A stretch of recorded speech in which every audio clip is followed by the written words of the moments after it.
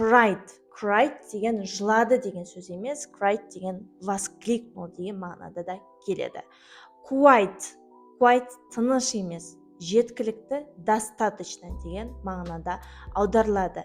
Немесе she is quite right, она совершенно права. Совершенно деп те аударылады, әртүрлі аударылады. Келесі gently, нежно, мягко, жаймен деп аударылады.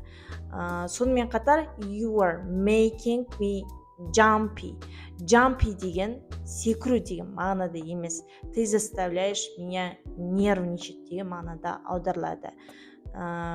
Сонымен қатар көп кездесетін қате супер мен supper.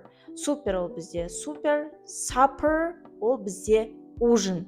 Бұнда разница екі пада. Бұл ешқалайда супер деп оқылмайды, бұл supper.